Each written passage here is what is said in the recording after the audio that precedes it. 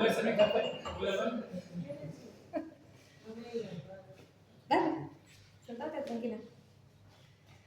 Bueno, entonces el objetivo de esta capacitación es que recordemos cómo hacemos las relaciones hídricas de las plantas y que tengamos bien frescos estos conceptos para las que van a venir, porque en las próximas Gastón va a hablar de irrigación, nos van a servir estos conceptos, y en las que siguen va a hablar de crecimiento en los lugares donde crecen, lo que necesitamos que crezcan en las estacas, que necesitamos que se conviertan en barbechos y tanto a pie franco como en plantas vegetadas. Así que ese es un poco el espíritu. Así que vamos a empezar con una pregunta, van a empezar hablando ustedes, donde yo quiero que me digan ¿para qué necesitan agua las plantas? Ya lo deben saber, pero vamos a ver si recuerdan todas las cosas, porque tenemos que recalcar la importancia para entender cómo funcionan las plantas. Con transporte de nutrientes. Perfecto, muy bien. Crecimiento. Crecimiento. Para todas las reacciones del metabolismo. Metabólico, perfecto. Yo creo Bien. que el mayor volumen para transpirar. Sí, perfecto. O sea, regulación de la temperatura. Bien. Excelente. Sí, señor. La fotosíntesis. Y faltaría una cosita más. Sí, pero la fotosíntesis, no directamente para que ocurra el proceso de fotosíntesis, ya vamos a ver por qué. No, es importante que lo veamos a ver cuánto se usa. Una más la afuera. Y falta una cosita, que estaba relacionado a lo que dijeron, que era mantener la turgencia. O sea, los tejidos herbáceos, o sea, los tejidos verdes, necesitan de agua para tener su forma y poder mantener su turgencia, y esa turgencia es cuál la vamos a necesitar para que los tejidos crezcan. Entonces, como dijo Franco, transporte, regulación de temperatura y todos los procesos metabólicos, como dijo Juli, para mantener la turgencia, el crecimiento y la forma, y además porque es un constituyente esencial celular. Entonces, si vamos a esto que mencionaban recién, el 97%, muy bien ahí, se utiliza para la transpiración. Es decir, que necesitamos el agua para que las plantas puedan tener los estomas abiertos, que pueda ingresar el dióxido de carbono y se produzca la fotosíntesis. Nosotros este año no vamos a ver fotosíntesis, pero miren la gran cantidad de agua que necesita usar la planta para que pueda ocurrir el flujo difusivo del dióxido de carbono. Un 2% de todo el agua que usan, que transpiran las plantas, se usa para el crecimiento, y solamente un 1% en la fotosíntesis. ¿Se acuerdan de la fotólisis del agua y que ocurrió en la fotosíntesis? Infinitesimal. Entonces, cuando una planta tiene estrés hídrico, yo no puedo decir que se va a ver afectado el proceso de la fotosíntesis en sí. O sea, lo correcto sería decir que se van a cerrar los estomas y que por eso va a disminuir el proceso de la fotosíntesis. ¿Sí? Bien. Entonces, el agua es el recurso siempre más requerido y muchas veces es el más limitante. De hecho, el que limita muchas veces, bueno, no muchas veces, limita siempre la distribución de las plantas en el planeta. Bueno, entonces, si hablamos de agua y hablamos de la importancia del agua, ¿cómo podemos nosotros cuantificar el estado hídrico en lo que sería el continuo suelo-planta-atmósfera? Nosotros ya sabemos bien que el agua se mueve en ese continuo, ¿se acuerdan de esto? Entonces, ¿cómo les parece que lo podríamos cuantificar? ¿Con qué variable? ¿Con qué? Podría ser una, pero algo que nos sirva para todo. Evapotranspiración, yo puedo decir cuánto es la demanda que tenemos en el lugar, cuánta evapotranspiración sí tengo, pero para decir con un solo valor, decir cuál es el estado hídrico del suelo, de la planta, de la atmósfera, ¿qué puedo usar? Está relacionada, tibio, una sola que nos permita predecir esto, el estado hídrico del continuo suelo, planta, atmósfera, que después lo veo, muy bien, alumna, que después me va a servir para poder predecir el movimiento del agua acá. Sí, yo dije, pero ¿No lo escuché? Perdón. No, pero presión de vapor me va a servir para determinar el potencial agua. Pero es potencial agua. Potencial agua, acá está la definición pura y dura, pero es lo que nos va a poder permitir predecir este estado hídrico y nos va a permitir decir cómo se mueve el agua acá. ¿Y qué es? ¿Sí? Está ahí la definición, que es la energía libre que tiene el agua por unidad de volumen molar. No importa ese concepto, sino lo que importa es que ustedes sepan con sus palabras qué significa esto de energía libre. ¿Se acuerdan de la energía libre? ¿Cuánto quiere agua? Eso. No. Energía libre. Yo tengo mucha energía libre, tengo capacidad de decir qué. movimientos, trabajo. O sea que energía libre sería cuán disponible yo tengo el agua para hacer algo. ¿Y qué hace el agua en el suelo, en la planta, en la atmósfera? En el suelo, ¿qué hace el agua? Se mueve, sí, pero está cómodo. ¿Qué está haciendo? No siempre, está generalmente adherida a las partículas del suelo. Y las raíces tienen que absorberla, ¿verdad? ¿Sí? Y en un tejido vegetal, el agua forma parte de los constituyentes esenciales y va a estar haciendo cosas dentro de la célula. Por ejemplo, solvatando moléculas o adherida a las paredes celulares o adentro de la célula o generando turgencia. Todas esas actividades son trabajo que hace el agua o capacidad de realizar trabajo. Esa sería como la definición. Y otra, como más fácil, que podríamos decir, sería como qué concentración de agua tengo disponible, ¿sí? Que esté libre para hacer algo, ¿sí? Eso me voy a referir con potencial. Esa es la definición, digamos, mejor. Eso, si nos queda claro eso, ahora podemos seguir. ¿Cómo lo ven? ¿Sí? Bien. Entonces, se define por convención que el mayor estado de potencial agua, el mejor estado hídrico, el agua libre, con mayor cantidad de energía libre, es el potencial agua igual a cero, que es el agua destilada, la presión y temperatura controlada, ¿sí? Es cero. Entonces, todo el resto de las cosas que nosotros podemos cuantificar, tanto el suelo, la planta o la atmósfera, siempre van a estar por debajo de cero. ¿Por qué? Porque acá no tengo agua destilada. Está destilada, quiere decir que no tiene ningún ion, no tiene ninguna sal disuelta, no tiene nada. Entonces tiene capacidad de hacer de todo, porque no está combinada con nada. Puede hacer lo que quiera. Podría mojar el suelo y adherirse a las partículas, o evaporarse y tenerla en la atmósfera, o la podría tener adherida a distintos compuestos en la célula, dentro de la célula. O moverse dentro de la planta. Acá tiene toda la capacidad, no está haciendo ninguna otra cosa. Cuando yo la tenga combinada o en otro lugar, va a estar ocupada. Y ahí va a tener menos potencial agua y va a ser negativo. O sea, cuanto más valores negativos tenga, vamos a tener un estado hídrico menor. ¿Sí? Porque el agua está ocupada con algo. Está retenida, digamos. Está retenida, sí, puede ser retenida, adherida, combinada, depende. O sea que tengo que aplicar una energía para sacarla. Exactamente, exactamente, eso es así. Tengo que aplicar una energía que puede ser en forma de presión, por ejemplo, porque de hecho esto se mide en unidades de presión, ¿sí? Los valores que normalmente utilizamos son los megapascales, también podría ser atmósfera, como la presión atmosférica, y estas son todas las unidades, no importa. Está para que lo recordáramos. Bueno, ¿cómo componíamos esto, el potencial agua? ¿Se acuerdan de esto? Que tenía distintos componentes. Esta es una ecuación que se desarrolló hace un tiempo. Y para todo, para el suelo, la planta y la atmósfera, utilizo estos componentes. No todos aplican para todo, pero utilizo estos componentes. ¿Se acuerdan de estos? ¿Y qué significaban cada uno? Tenían estas cuatro partes: el osmótico, el mátrico, el de presión y el gravitatorio. ¿Se acuerdan? ¿Qué significaba? ¿Qué significaba? Vamos con el osmótico, ¿sí?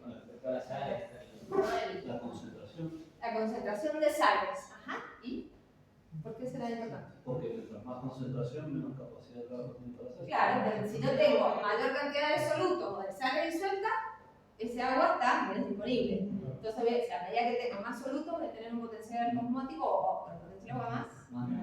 Excelente. Qué buenos estos estudiantes. De hecho, así es, tiene siempre valores negativos, ¿sí? Esta es la ecuación, no importa, está para que la vean, la recuerden, después cuando miren esto, si quieren les interesa. Generalmente las células vegetales tienen un valor de menos 0,8, es decir que están bastante diluidas el contenido celular, digamos, no tiene muchísimos solutos, ¿sí? Bien.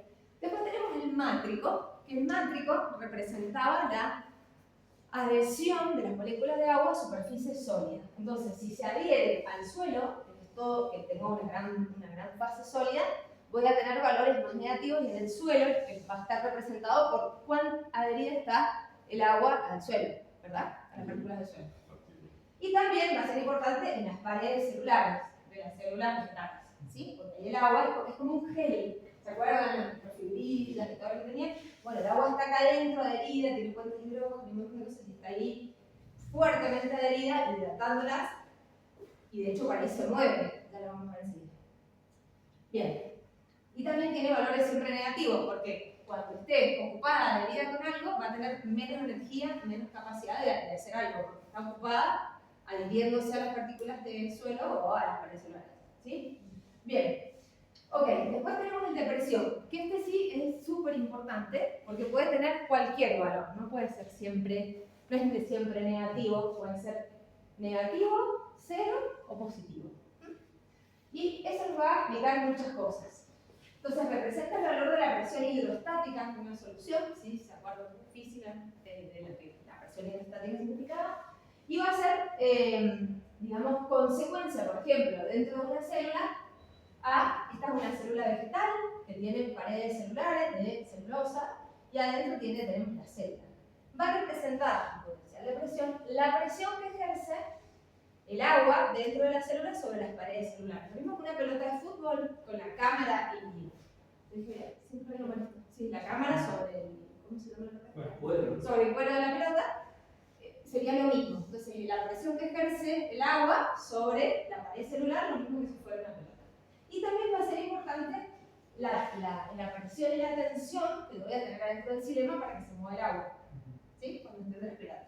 Esta es una foto de microscopía electrónica de una célula que casi está muy mal su contenido hídrico y está como planolizada. ¿Sí? ¿Se alcanza a ver? Están las paredes celulares y no está ejerciendo presión. ¿Sí? Entonces, cuando dentro de la célula, si ejerce presión contra la pared, la presión es positiva. Si no ejerce, es cero. Y después, si tengo tensión, como cuando succiona con la jeringa, es negativa. ¿Sí? Ahora vamos a ver todos los casos. Y nos queda el gravitatorio, que para nosotros no es relevante porque las vides no están a mucha altura, excepto cuando están en condiciones de vides salvajes en los bosques. Y están con una liana trepada a los árboles, pero bueno, esto también afecta el movimiento del agua, pero lo vamos a dejar pasar. En nuestro caso, no nos va a afectar el movimiento del agua. Entonces, esta diapo es de una de mis favoritas, porque para que tengamos una idea de cuál es la presión que tienen las plantas, ¿sí? Tenemos valores de presión de distintos sistemas de la vida cotidiana. Entonces, lo vamos a relacionar con lo que pueden tener las células vegetales. Entonces, una hidrolavadora tiene 15 megapascales, en la red de agua potable tengo 0,3, que son 3 bares, 0,25 neumáticos, para inflar un globo 0,01 megapascales, y en el sistema circulatorio tenemos 0,02, re poco. ¿Y cuánto podemos llegar a tener en las plantas? ¿Se acuerdan del valor?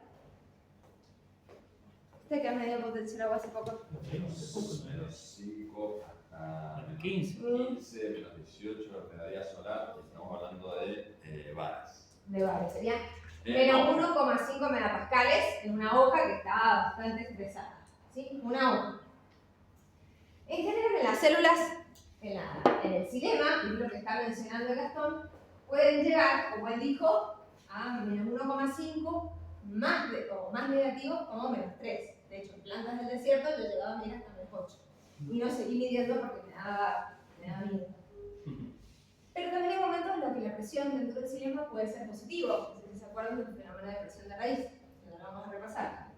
Y vamos a ver dónde en la temporada es importante el valor de la presión. No sé si se acuerdan o lo tienen presente. ¿A partir de cuánto en la vid es estrés hídrico o ya empieza a verse las hojas un poco marchitadas? Depende de la variedad y depende de la variedad de su comportamiento esquemático y de todos los mecanismos de resistencia que tenga. Pero un valor así de referencia. Menos 10 bares. Menos 1 megapascal en hojas. O sea, menos 1 megapascal o menos 10 bares. Claro. Eso ya empieza a estar Sí. más o menos, o sea, Sí. bien. Exacto. Debería parar el crecimiento. Claro. La hoja no se ve mal igual. No. ¿No te das cuenta? Puedes ver como los pecíolos como más. No, eso es un caso más extremo. Sí. No, menos 10, menos 11 para el crecimiento. Pero no te das cuenta de la vista. No ves síntomas de marchitez. No. Bien. Entonces, miren lo que necesitamos nosotros para que circule la sangre en nuestro sistema circulatorio y miren la presión que hay adentro de una célula vegetal. ¿Cuántos órdenes de magnitud es mayor que tiene una célula vegetal en comparación a lo que nosotros tenemos los humanos en nuestra sangre? O sea, a mí es como que me parece maravilloso lo que una pared celular hace con una célula. Y los valores a los que puede estar sometido la tensión dentro del xilema, que cualquier célula animal colapsaría si tuviera una tensión tan grande. ¿Sí? Es como, no sé, me parece loquísimo. ¿No matan negativos, Cari? ¿Dónde? ¿En el cartel verde del medio? No, porque la célula vegetal es positivo. ¿Por qué? Porque es la presión que ejerce la célula sobre las paredes celulares, como una pelota de fútbol. ¿Sí? ¿Estamos acá? ¿Estamos? Bien. Entonces, ahora sí, ya que recordamos los valores, un poco los componentes, ahora vamos a ver dentro, acá, lo que yo apunto a llegar desde que empezó esto, es a que podamos predecir el movimiento en el continuum solo planta-atmósfera. Entonces ahora vamos a ver cómo se compone el potencial agua de la célula, cómo se forma, cómo son el valor de la atmósfera y cómo el del suelo. ¿Sí? Es un repaso al anterior. Entonces, en una célula voy a tener lo más importante, el más importante es el de presión. Es decir, esta presión que ejerce el agua dentro de la célula sobre las paredes celulares.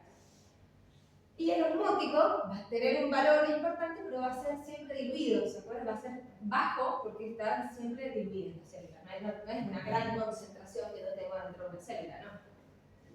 Entonces, esto es lo que compone de una célula vegetal. En el caso del aire, lo que importa es, como dijeron antes, la humedad relativa.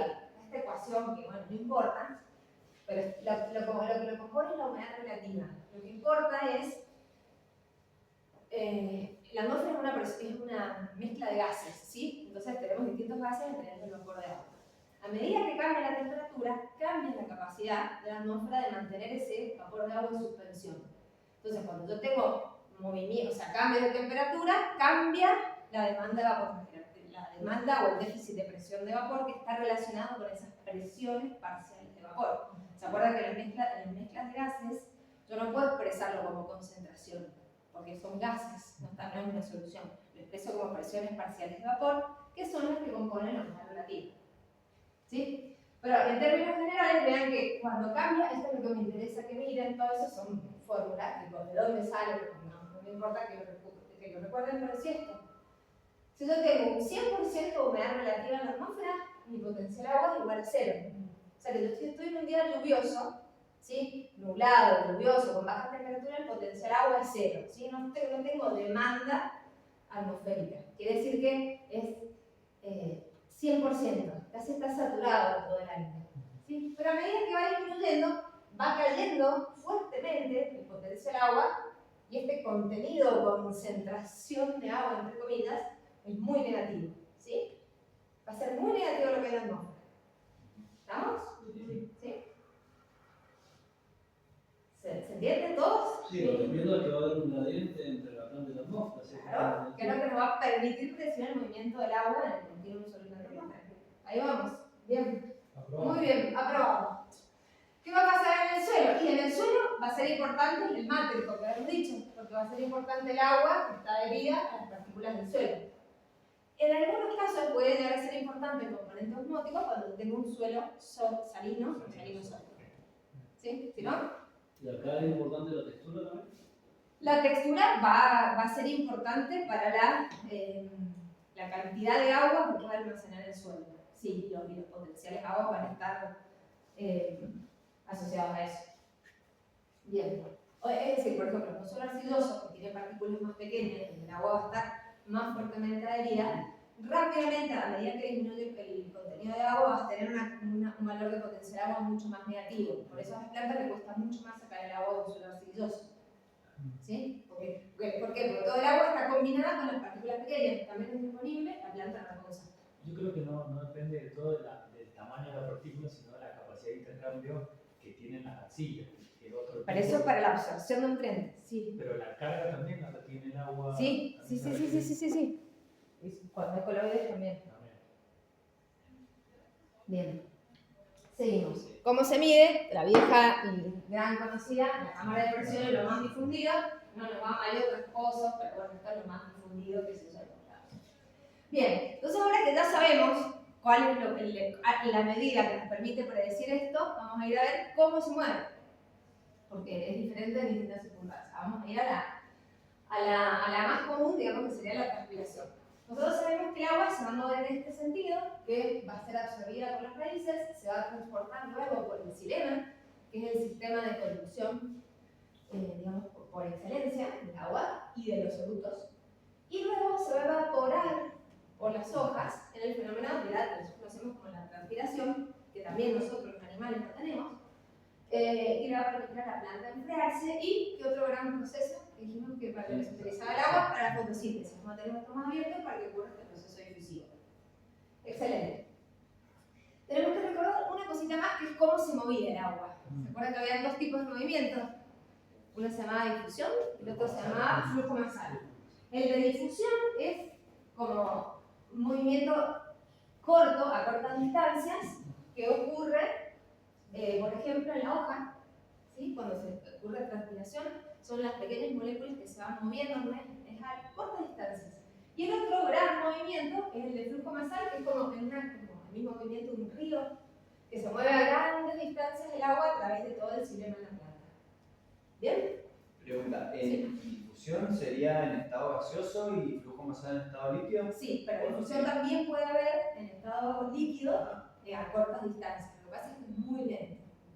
Sí, pero cuando, por ejemplo, atraviesa membranas, a través de algo que vamos a contar ahora, es por difusión. Porque distancias pequeñitas. De célula a célula. Bien, entonces, ¿cómo ocurre el movimiento del agua? Y bueno, acá vamos a la ley de Ohm, ¿sí? Los que cursaron física y electricidad. Tenemos esto que era, ¿no? La ley de Ohm mostraba la intensidad sobre el voltaje sobre las resistencias. Bueno, los fisiólogos nos encanta hablar de la planta como un sistema de resistencias. ¿Se me está durmiendo Emilia? No, Ah, y nos sirve para predecir, digamos, este movimiento. ¿Qué tengo acá? Tengo las resistencias. K se llama resistencia o la conductancia, o la inversa de la conductancia es la resistencia. Me muestra qué tan fácil se mueve el agua por un corazón, ¿sí? Entonces, para poder atravesar todas las raíces, el agua tiene que atravesar todas las raíces. Luego tiene que atravesar todo el tallo. Para que me sacar una foto de este lado porque acá no tengo pelo. Por Dios.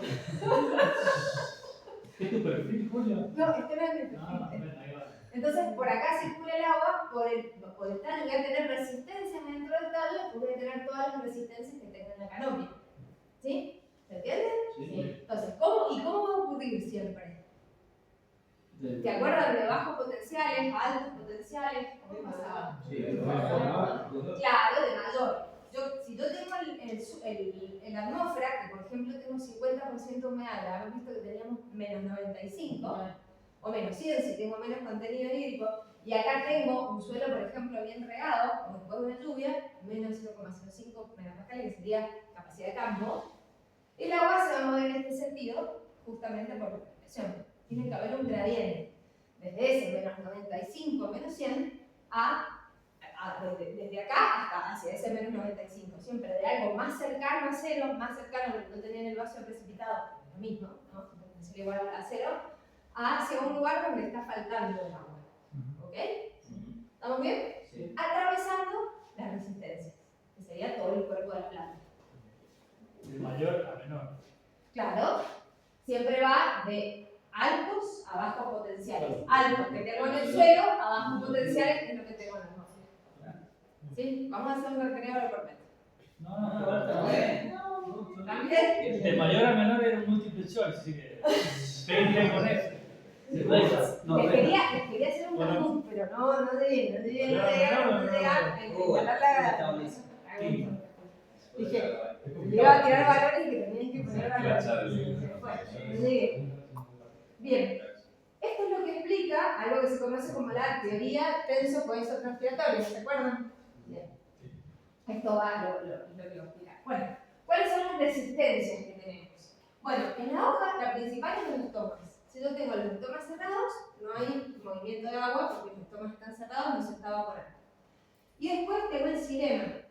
En el xilema, depende cómo esté formado ese xilema, si yo tengo mayor cantidad de vasos, más chiquitos, si tengo algún problema dentro del xilema va a estar afectándose cómo se mueve el agua. Y después en las membranas, o sea, en la hoja en sí y en las raíces, es importante la permeabilidad de las membranas. Y acá viene algo que no sé si todos lo cursaron, que son unos canales que se llaman acuaporinas, que son canales que están en las membranas y que la planta puede regular. Son proteínas, ¿sí? Son tetrámeros de hecho. Esta es la estructura cuaternaria y estos son por donde pasan las moléculas de agua a través de las membranas. ¿Qué pasa? La planta puede regular cuántas acuaporinas tiene. Puede aumentar la expresión de esas proteínas cuando están en condiciones de sequía, por ejemplo, para que sea muy fácil el transporte, o lo mismo en las raíces. O hay ciertas cosas que uno puede hacer para que aumente. Entonces, y además las plantas lo pueden regular. Si tienen una situación donde no les conviene que se mueva ese agua, pueden regular con el pH, fosforilando el agua, haciendo cosas para disminuir su actividad. Entonces, esto va a mejorar el transporte de agua si yo tengo más cantidad de acuaporinas. Bien, hay un montón, hay una gran clasificación, un montón de proteínas, y el que las descubrió se llama René Noel. Así que bueno, bien. Pero ahora lo que me gusta de esto, que ya vimos, que se movía el agua desde estos valores de potencial agua desde mayores valores hacia menores valores, atravesando la raíz, el tallo y las hojas, es que ¿quién verdaderamente genera este movimiento? ¿Quién es la gran fuerza motriz? La atmósfera, pero ¿quién es la que genera que tenga esa deficiencia, ese déficit de la atmósfera? La diferencia, ¿no? ¿No? Sí, la diferencia lo puede generar, pero ¿quién genera esa diferencia? ¿Que existe esa diferencia? ¿No? Algo más grande, la temperatura, ¿quién la genera? El sol. Ahí está, la radiación solar. La radiación solar que tenemos, gracias al sol, es el que genera la verdadera fuerza motriz que va a hacer que tengamos esas diferencias de potencial agua en los ecosistemas y que se evapore el agua, ¿sí?